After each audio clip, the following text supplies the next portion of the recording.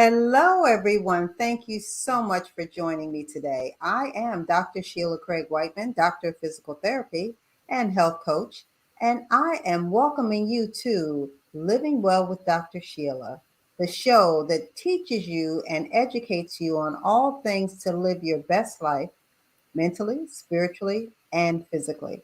I am a physical therapist who specializes in pelvic physical therapy, and I help women to reduce and eliminate their bladder leaks. That's just one aspect of what I do. Today, we're going to be talking to someone who is working more on the mental/spiritual side to help you to get to where you want to be in that aspect of your life. Remember, you can see us on KP Media TV, and that is through Google TV, Amazon Fire TV, Roku TV, and if you just like to listen, on Chromecast and iTunes. So I am going to go ahead and get ready to bring in our guest for today. I'm going to look down a little bit because I can read her bio. I have to read it. It's a really good bio, too. So today we have Laurie Herbers, and she's going to tell me if I said that correctly. But she is an empowerment and spiritual love coach, and she's an author. Her books are Second Chances, How I Turned Hate into Love and Found My Purpose, and Becoming Abundance, Embracing and Enhancing Your Unique Design. We'll talk to her a little bit about both of those too. She is the creator of Turn Loving Yourself into a Habit, Keys to Unlocking Your Empowerment and Becoming Abundance. In her youth, she struggled with abuse and trauma, carrying the pain forth into adulthood. Hating life was her Hating life was her home and daily struggle until the day she decided to change her habits and her thoughts and beliefs and pursue love with a fervor that superseded everything else. She guides individuals in struggling in life or business to gain clarity, become empowered, love all of their pieces, find their purpose, heal their soul wounds, own their own power, use the power of their mind to manifest all good things. So we're going to go ahead and bring Laurie into the studio. Hi, Laurie. Hello. How are you? I'm good. How are you? I'm good. Thank you. Thank you so much for joining me today on the show. Your intro and your bio was really interesting, actually. But I'm going to start out first, and a bit of this was in your bio. But what was the reason why you became a coach? It's funny. I think I always was one. Because I came from abuse and trauma. And so even within that, I was still helping. I was the go-to person if someone wanted to be empowered or wanted to feel better. I was that go-to person. But because of the place that I was and the way that I felt about myself, I didn't feel like I had anything to give, even though I had been doing it the whole time. And it wasn't until the last a couple of years ago that I realized this is what I'm meant to be doing. I've been doing it my whole life, but now I'm doing it with purpose. Interesting. Wow. And you, I guess you use a lot of your experience because you are a particular type of coach. Tell us what type of coaching you're doing. It was really weird because I just recently doubled, because I used to just say empowerment coach. But as I have really started diving into my journey and using it to help other people that have been through abuse and trauma, it is about embracing that love piece and understanding your wholeness as mind, body, soul, and spirit. And it's that spirit and love connection that I really am in a lot. And I was like, that is a very important component of what I do. And so I recently just added that in, because if you can't love yourself the way you're meant to love, it's really hard to be empowered. Correct. Yeah. So you have several different programs. So are each one of them distinctly different, or do you run them all at the same time? Can you tell us a little bit about that? Okay, so my first program that I did was called Turn Loving Yourself into Habit, and it's a 30-day program. But as I was working more with people, I realized it's like really just kind of smushed together. It doesn't really give them time to really work on, they could drag it out, but usually it gives them a lesson every single day. And so it's like a lot. And then I have my empowerment piece that was like a separate program. And then I realized, well, like I was just saying, you can't get empowered if you don't first love yourself. And so actually I'm like morphing those two now into a longer 6-month program, which is more of a hands-on. They get to work with me because like I said, if you can't love yourself and you get all these blocks and your limiting beliefs and stuck, you're never going to stay empowered. You may get there for a moment, but you can't maintain it. And my Becoming Abundance one it's a year-long program because that's a full-on deep dive.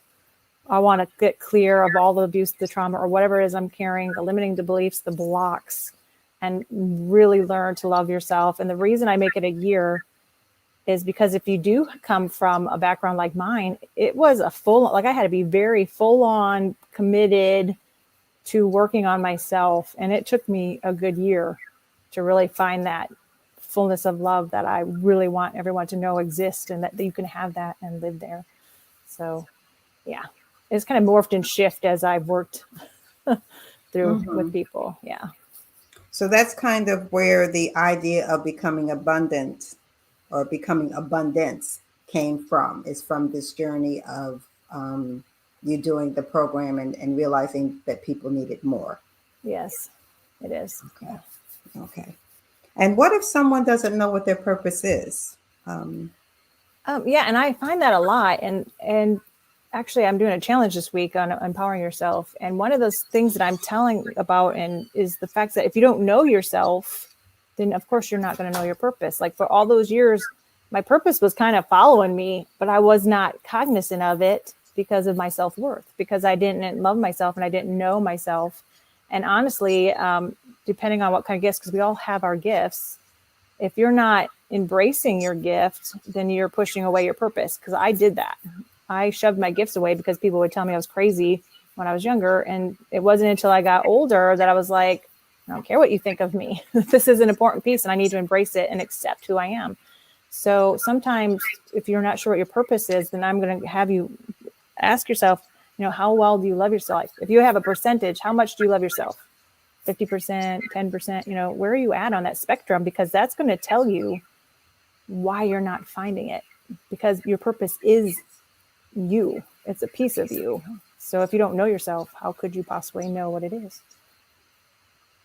So for those people who don't know what their purpose is or are confused about their purpose, what outside of the tip that you just gave, what other things could they maybe do to help them to define that? One of the things that I tell them is look back. Think about when you were a child. What are the things that you just naturally would do? Were you encouraging to other people? Or maybe you really liked working with animals, or maybe you really liked nature. I believe that our purpose is part of who we are. And so when we're children, we're like more apt to just live in it because we don't have the logical capacity to tell us that's a silly thing to want. You know what I mean? Like as you're older, now you're able to go back and like look at that. Why was I thinking that? And like, for instance, like I used to teach. And so one of the things I did, I used to play teacher all the time when I was younger. And I never thought about it for a long time. Like I did, I like to do, I got my friends are done playing and I was still grading their papers. Like I was all about teaching them. And I actually was a teacher for like 11 years, but there's pieces in our youth of what were you doing?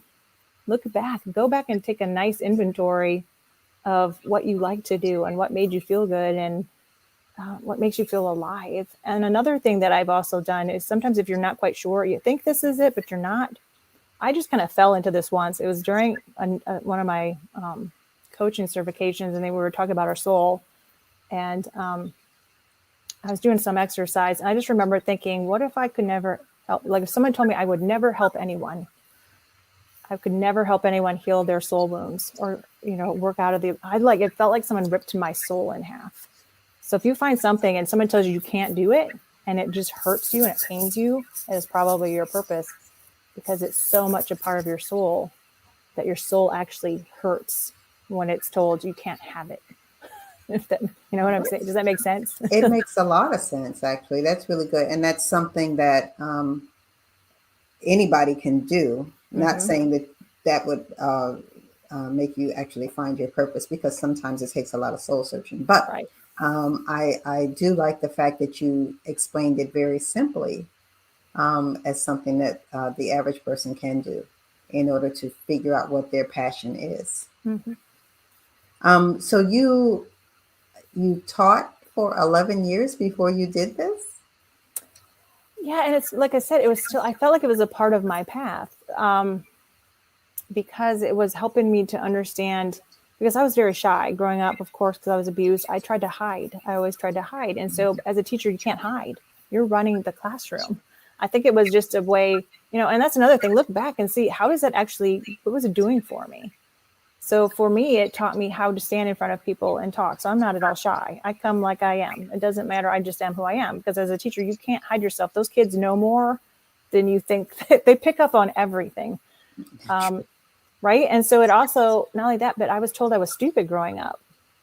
And yeah, that was not, and it took me a long time to go to college, because even my counselor in high school said I wasn't smart enough to go to college. Oh Right. my I know. goodness. Yeah, I know.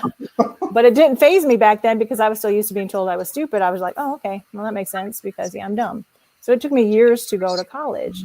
And as you follow this progression, just in general, looking at it as just a person looking at it, well, okay, that makes sense, because she was a person that didn't think she was smart. So now she's helping kids realize they have all of this power and all this amazing uniqueness inside of them.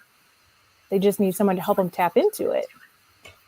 Hmm. Right. So you're seeing how this progression is happening. And as I was doing that, and because going to school was teaching me that I was smart enough, and then helping these kids, I got to empower them and inspire them. And then I was actually, one year I was a dean of students. So I worked specifically with behaviors and the social emotional aspect, that I really love to work with people, because it starts out when you're that young. And yeah, and I was already asking them the question, what are you going to do with this? You're a born leader. I see it in you. Can you not feel all the, you know Yes. what I mean? Like, I got to Hmm. really dive into all these different aspects. So yeah, it just seems like a part. And plus the courses just come to me from having to write lessons and stuff like that, and understanding how different people learn.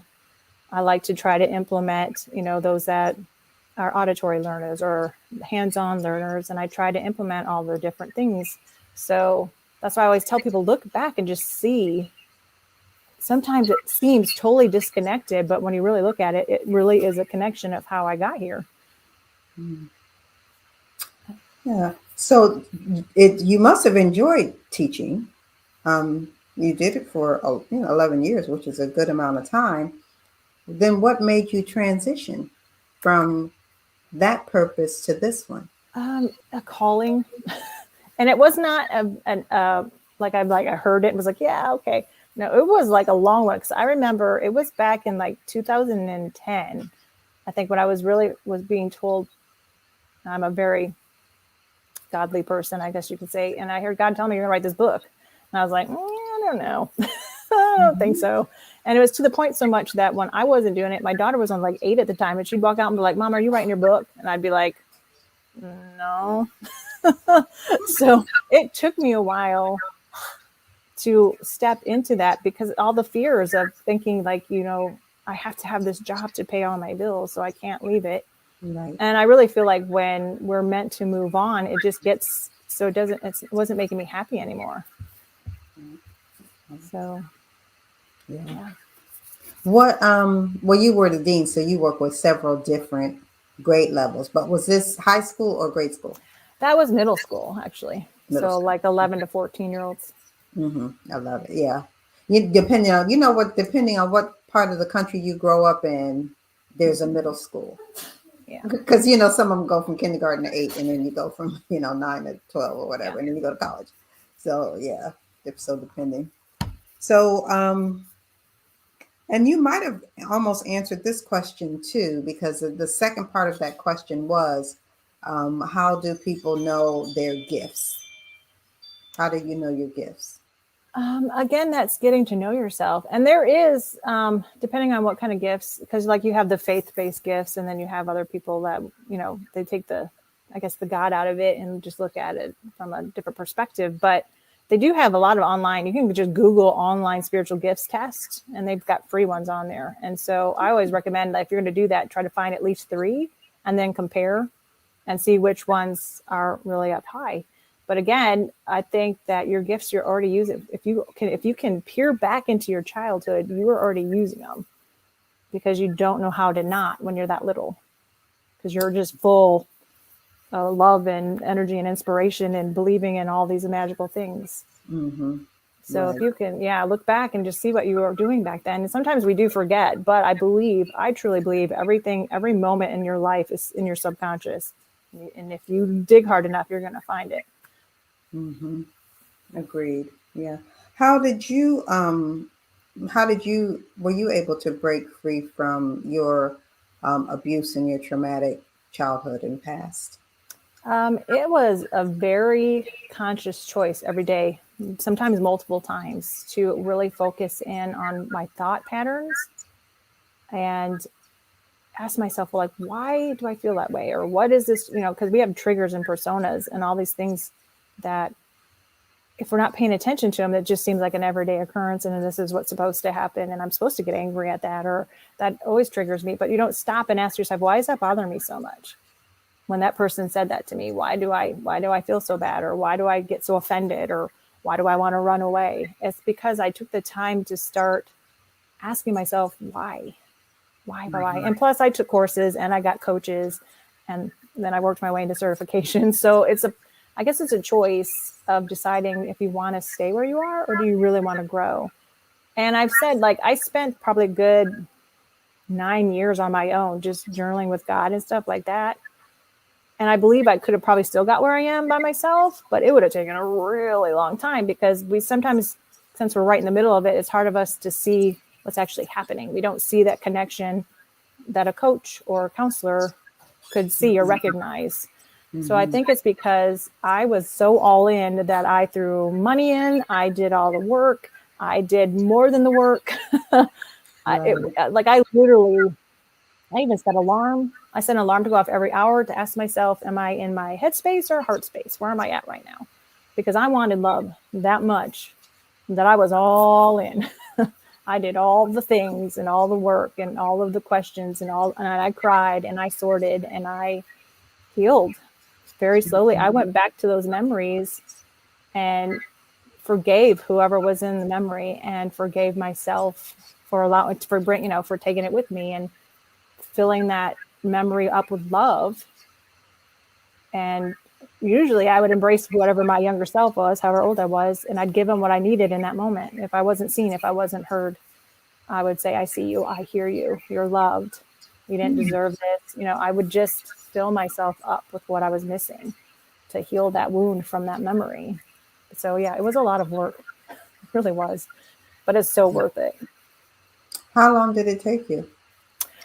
Um, I think, like I said, like I was on my own for a long time. And so I thought I was doing really good till about 2015, to be honest.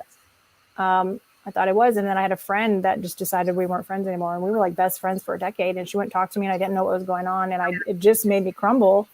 And in that moment, I realized, I'm like, how can someone have that much power over me? Like, someone shouldn't be able to make me just fall like I did.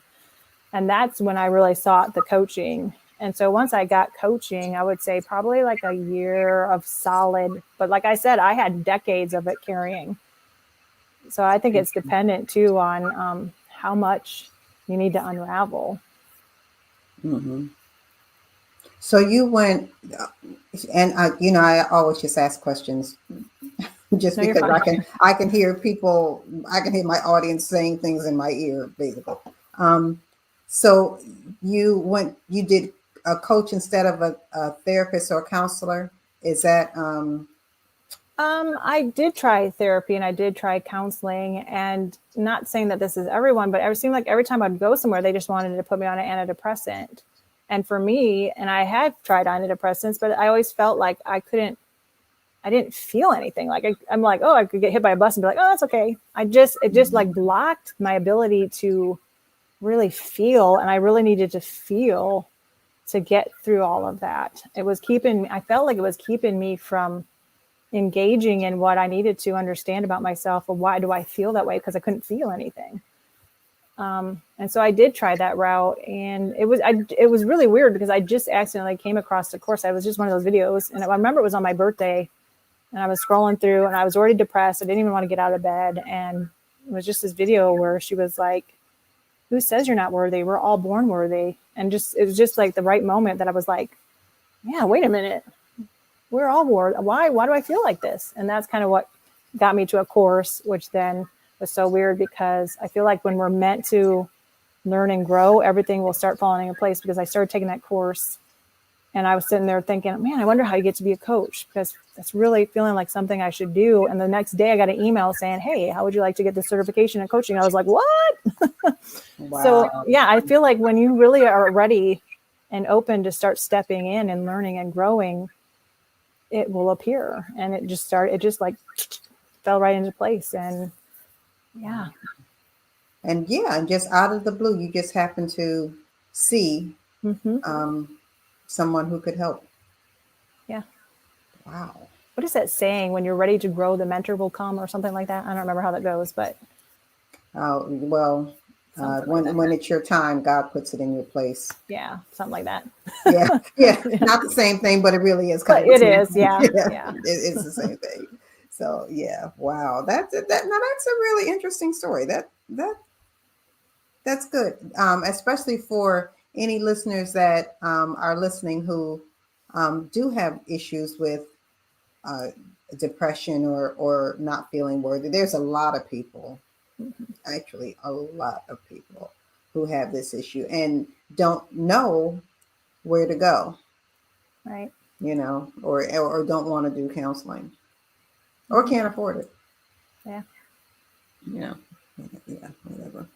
But so what does it mean to start becoming abundance? And there's really a reason when I picked that title, because it's actually a book that I wrote. Because actually, Word will try to tell me not becoming abundance; it'll try to change it to abundant. But I really felt like God was trying to tell me that we are always becoming something, always. And so, in order to becoming abundance, you're continuously growing. Abundant means you already are. This means you continue to keep going. And so the whole idea behind that, because at first when he told me I was writing this book, I honestly was like, what are you talking about?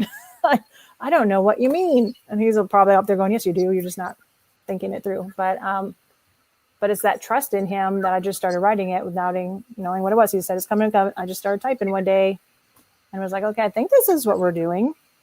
And I'm very adamant every morning. I'm asking him, like, what should I be doing today? And one day he was like, you're going to do self-care. And I'm like, have you seen my list? He's like, yeah. And I'm like, okay. So I've really learned to hear him when he's saying to stop. So I was just kind of hanging out, being, watching TV, reading some book, and I just sat up and the whole outline for the book just showed up. I was like, oh. So I feel like if I wouldn't have sat down and been calm, I wouldn't have gotten that. I wouldn't have received that message from him of here's your outline. Mm-hmm. And so I was very adamant on this book that I only wrote when I was inspired. I didn't think of it as, oh my gosh, I got to write my book. You know how you get when you're trying to push your way through stuff. Oh, yeah. And I think that was part of the process too. Becoming abundance is not about pushing. It's about allowing and going with the flow. And so I only wrote when I was inspired. When I felt him starting to tell me words to write, I would go write. If I wasn't feeling it coming, then I stepped back and I wouldn't. And I remember just kind of writing, and I didn't go in order. It was so weird. It wasn't in order of the outline. And one day I was just typing away, and I instantly heard him say, we're done. And I was like, what? Nuh-uh, because I was like in a middle chunk. And I started scrolling down. I'm like, oh, we already wrote all those. I guess we are. And somebody had asked me, like, how do you know you were done? I was like, I just heard him say, you're done. It was crazy, honestly. That is, yeah. I wrote 2 books too, but mine didn't go like that. My first one didn't go like that either. This one was just it was weird. Yeah. It's awesome and weird. Yeah. Right. Yeah. That sounds like a really great experience. It really does. Because I had deadlines and pressure, and because I just wanted to get it done. Yeah. Just wanted to get it done. So, um, so what does it mean though to be disconnected from self? What does that mean? To me, it's a lot of different things. First of all, when we're not paying attention to the mind, body, soul, and spirit connection, because sometimes we think of self-care just means I take care of my body, but it also means you're taking care of your emotions and you're taking care of your soul and you're taking care of your spirit. It's all combined together. And so when you get that disconnect, like if so, for example, like I get up in the morning and I heard God say, take a self-care day, but I didn't. Now I just disconnected myself, one from him and from rest and from accomplishing what I need to, because I have found that when I try to keep pushing through, I'm so tired. Like I can't get anything. I'm not getting anywhere. It's like I'm just spinning wheels. It's like you're stuck in mud and you're just spinning. But when I take the time, when I hear him saying, you need a day off or take the afternoon off or go take a walk or call your friend, or when I really start connecting with what's going on, because I really believe that everything's just this giant cosmic puzzle and we're each this piece and we're all connected and we're all responsible and yet relying on the other. And we tend to forget that. But when I'm listening to him, that's when I get these really weird synchronicities, or if I said that wrong, that happen that seem so random, but it's not, it's actually connected. So I feel like when I'm not listening, that's when I end up doing things that probably are not in my best interest too, when I'm not taking care of the whole of who I am. So that's what I mean by getting disconnected, because that disconnects you from knowledge and wisdom that we all have, because we are a part of that whole. But if I'm not listening, it's like I just unplugged myself. And now I'm like, why isn't anything working? Why do I feel so out of it? Why am I so tired? Why am I angry? Why am I anxious? It's because you're not, you moved out. It's almost like you're in the sunshine and you went into the shade and wondering, like, I can't get to the sun. That's because you disconnected yourself from the source of everything. Do you get these messages? Do you meditate? I guess you could call it meditation. I'm really good at, my imagination is very vibrant. It always has been. So I visualize all the time. I have what I call my safe place that I go to, which is, it started out as a garden, turned into a meadow. It's now it's like this just huge wonderland up there in my mind I can go to anytime I want. And I'll sit on the bench with Jesus. And yeah, so I guess in some ways it's meditation, because sometimes that's all I want to do is just sit back, close my eyes, and just imagine sitting on the bench with Jesus and absorbing whatever he has in that moment to share with me. Okay. So let's go back and talk a little bit about your books. So let me see. So this part that we're talking about now is all of this from your Becoming Abundance, Embracing and Enhancing Your Unique Design? Yes, that's what I've been talking about. Yeah. Yeah. And then your other one, Second Chances, How I Turned Love and Found My Purpose in Becoming Abundance. Is that almost your life story? It is my life story. Yeah, that was a book that God had been telling me for like a decade I was going to write, and I just kept going, and I finally did. And I will tell you, I feel like we all have a story to tell. And when you actually sit down and write it, you get so much clarity and so many aha moments and everything. And then you start to see the pattern of your life. And even though like I had healed from so much of it, there was a memory. Writing that book took me back to a memory where I had a repressed memory. And I don't think if I would have written the book, I would have found it the way that I did. It was like the perfect time. And I was like, oh. But I felt like God was trying to tell me, like, you need to share the story, because there's so many people who have similar paths that they've been walking through that need to know that there is a way out. You don't have to keep carrying all that weight of the guilt and the shame and the anger and the sadness. You can be free of it. And so, yeah, I wrote it because he told me to. And it was this during your period of healing? It was probably like right after. Like I had gone through a bunch of, like I said, some courses, and I had coaches, and I got certified in 2 different areas. And it was like almost immediately after that second certification that I really finally was like, okay, you're telling me I need to share. So I'm going to I'm going to write it. And I did. And it felt a lot lighter afterwards, honestly. So even if you don't want to, publish it or whatever, still get it out. Still write it down. It's still your legacy. I have heard that so many times, between the power of writing your story and the power of journaling, to help. And not even necessarily, you don't even necessarily have to perceive that you have an issue. Right. Just for both of them to be, just a strong, just to help you uh, find your purpose, yes, but then even to mentally help you to sort everything out. Because there is no life without a little bit of stress. Right. And if there is and audience, I'll just say this to the audience: if it's you and you have had a life with no stress, can you please, if you see this show, because I do put this show on Facebook Live too. So if you see this show on Facebook Live and you just happen to be scrolling through and watching and you have had no stress, put it in the comments because I probably need to connect with you and find out what in the world is your secret. Because I haven't met anybody yet. Right. Not yet. That's funny. Yeah, I mean, I haven't. So yeah, that would be an anomaly for me, and I would be so happy to meet you. Right, because I need some of that. I know, right? Yeah, because it has to be something that must be some secret. But tell us a little bit more about your certifications, because you do mention that you have a couple of certifications. What are they in? Okay, yeah. So the first certification I have is actually love and authenticity.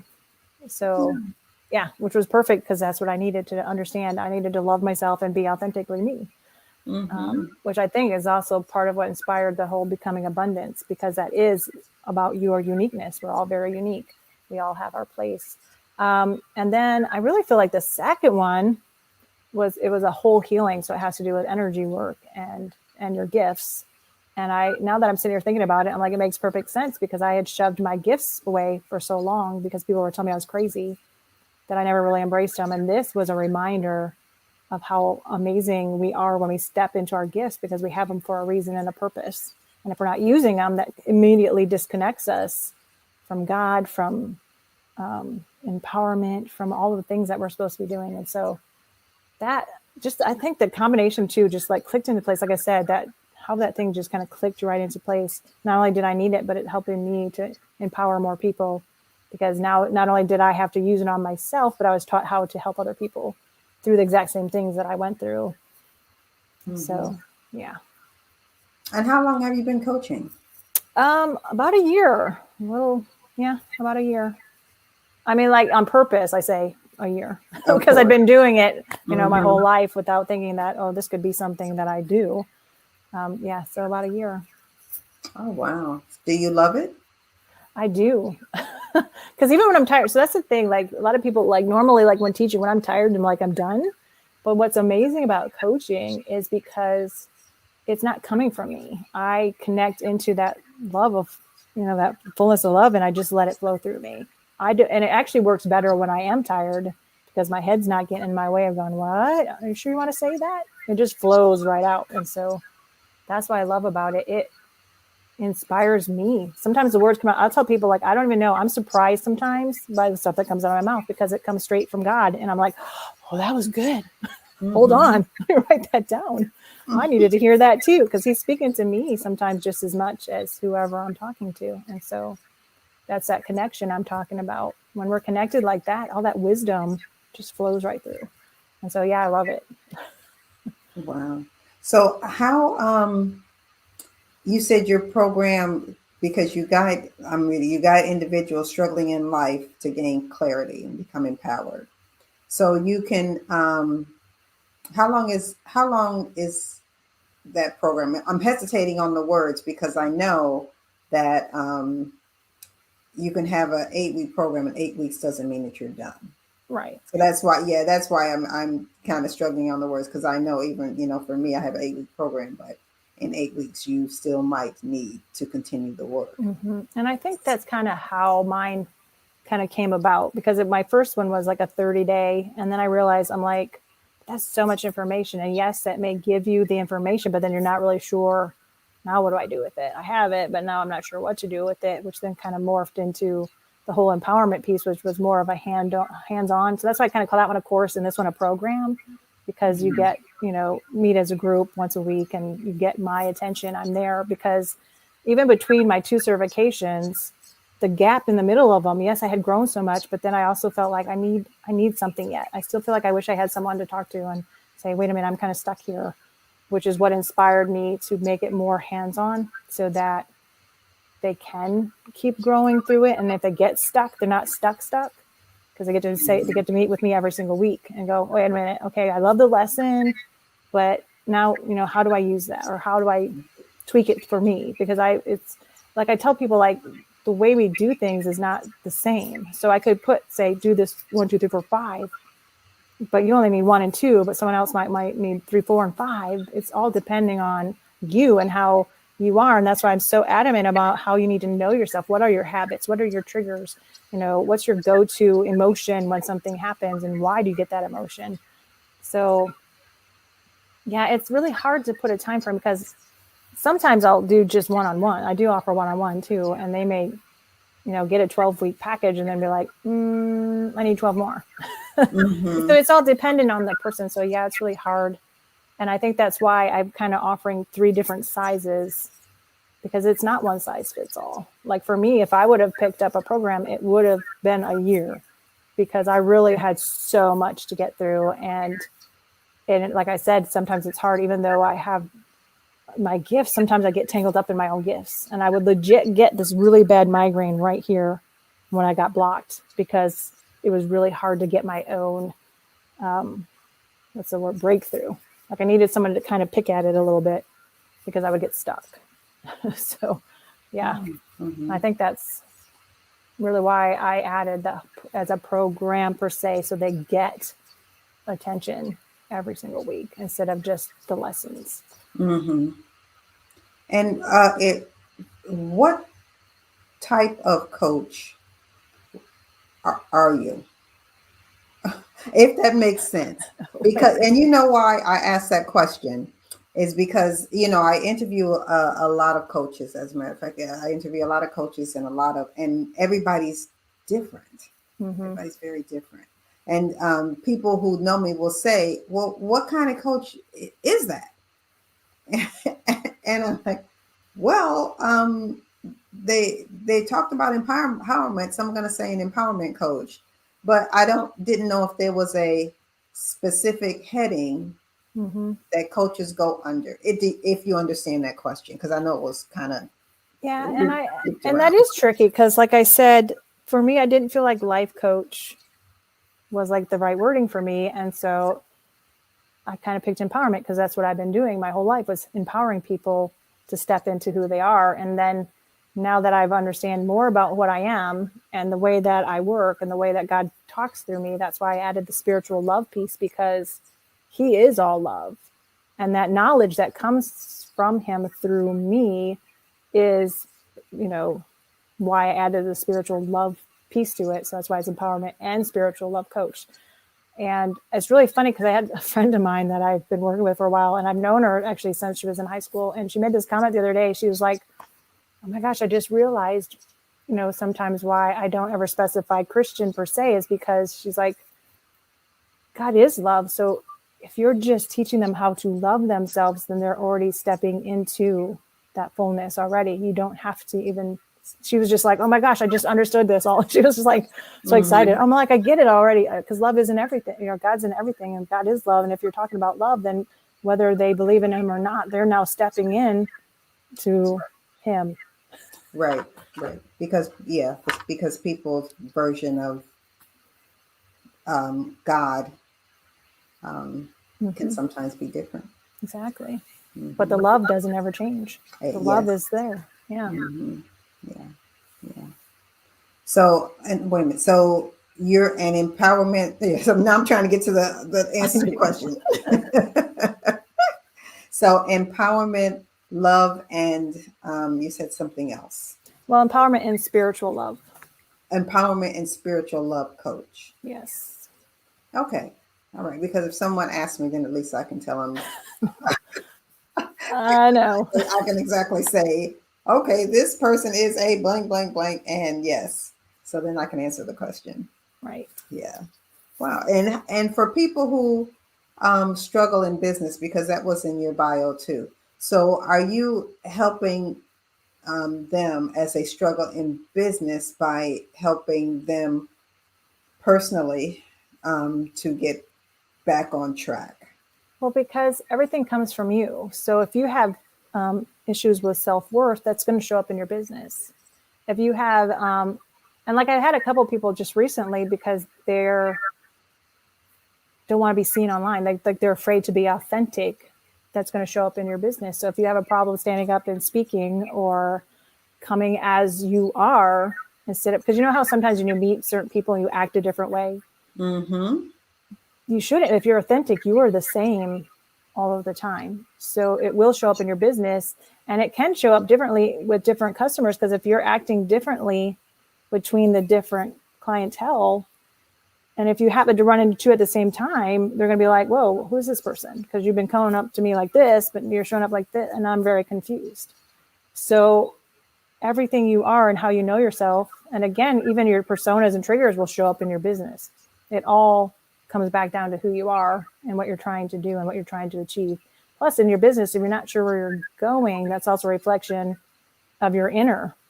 Like if you're not sure where you're going in here, how can you be sure where you're going out here? Mm-hmm. Mm. Yeah. Okay. I can. Yeah. I can see that. I can see that because you're still actually working on the person Mm-hmm. or having the person work on themselves. Exactly. Actually, it's a little stated that way. Yeah, and a lot of people don't realize that connection, that there is that connection of how you show up at your job, even if you are in a business or just going to work. You have to ask yourself, why do I act like this around my friends, but I act like this around my people I work with, but then I act like this around my boss? Why? Mm-hmm. Why are you feeling like you can't be yourself? Right. Right. And a lot of the exercises that you even said previously towards the middle and beginning of our discussion can help people Mm-hmm. to figure that out, Exactly. along with coaching. Hmm. Yeah. Along with coaching. Hmm. So we're going to take just a quick 30-second commercial break, and we will be right back.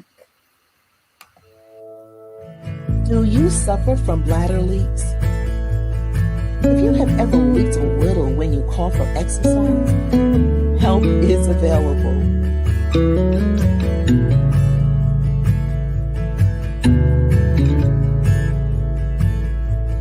1 in 3 women experience bladder leaks in her lifetime.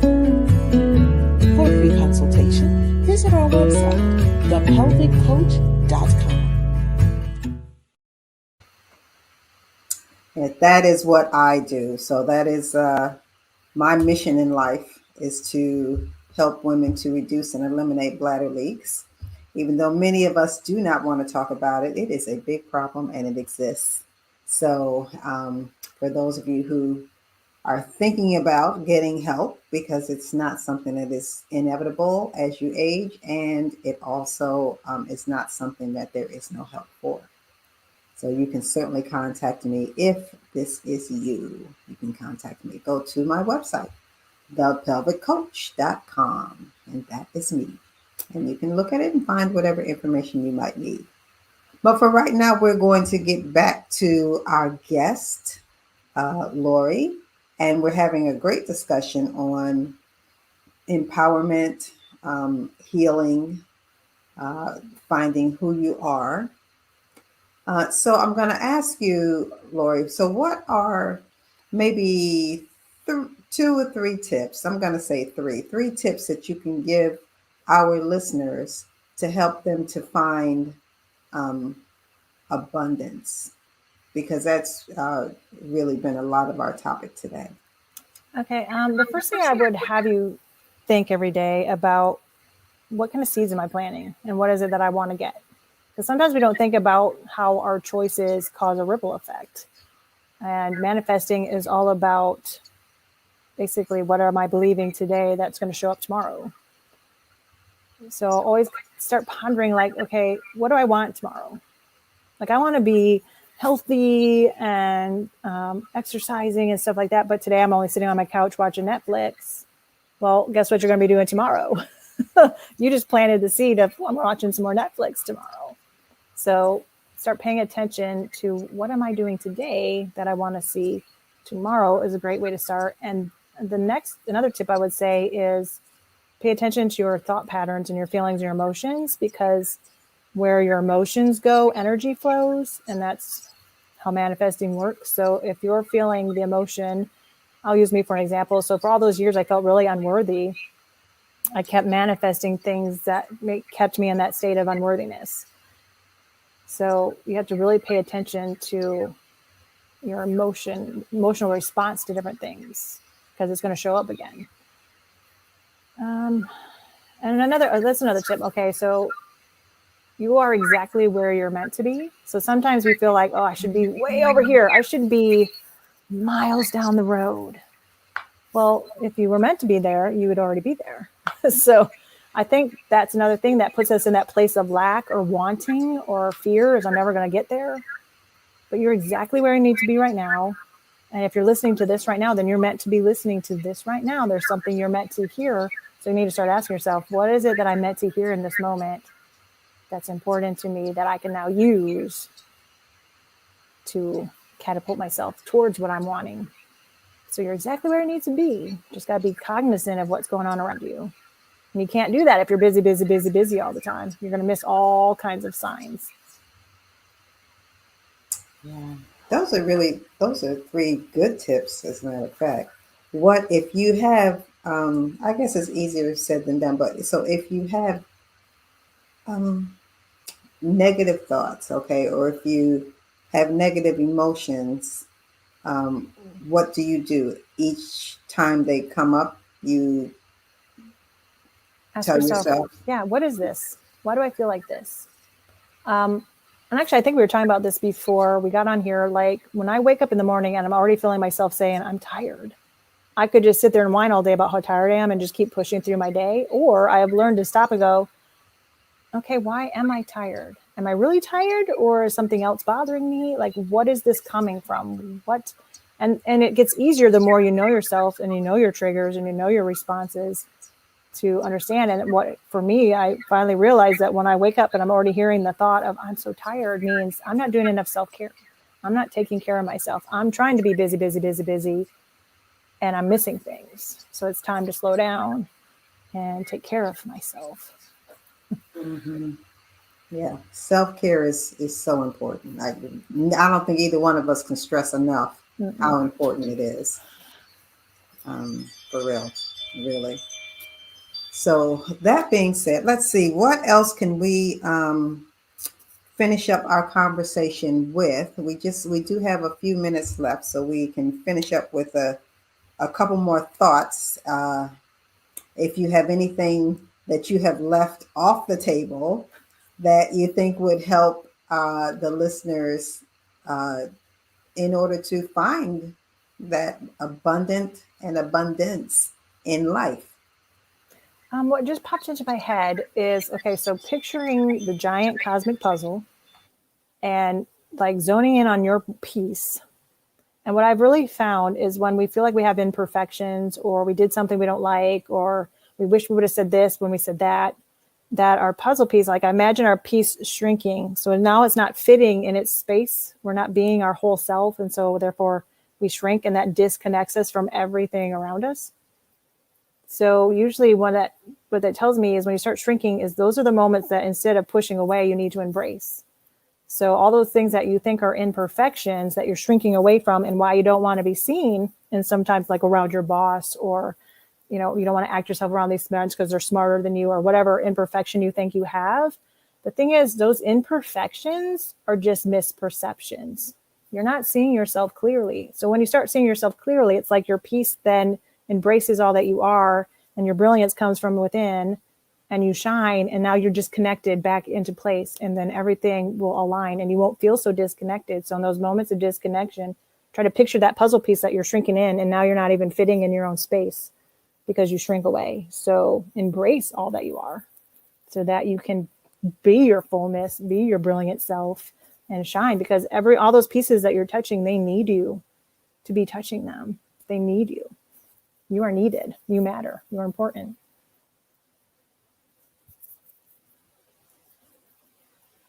Oh, I think you're on mute.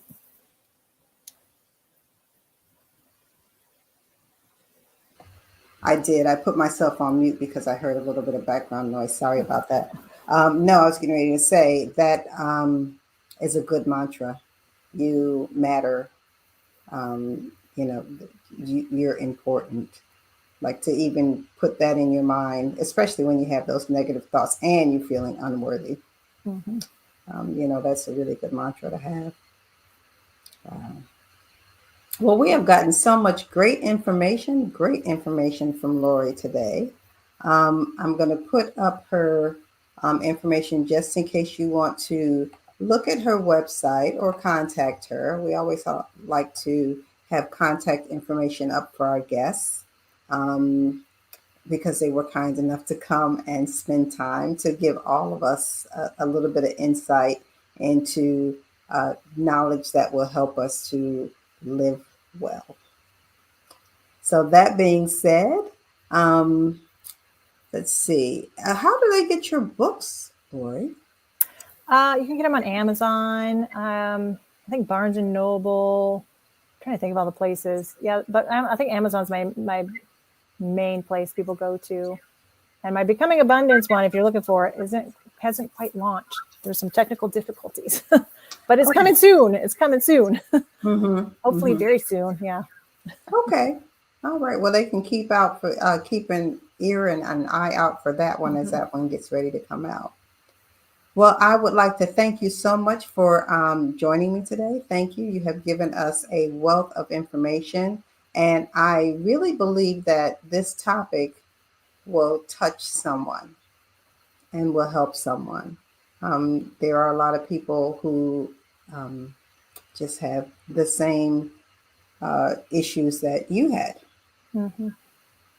and just don't know where to go, or just are not motivated. So just like you, when it popped into your feed or however you found that certification or that coach, this might just be the same thing for someone else, that they can say, oh, well, wait a minute, there is something that I can do. Yeah. So thank you so much. And that being said, we are going to close out. I just do want to let you know that, and I know I've talked about this before, if you want to contact me, you can go to either my website, the Pelvic Coach, or to peeornotto.com. And if you go to pee or not to, you can get a free copy of my first book, To Pee or Not to Pee.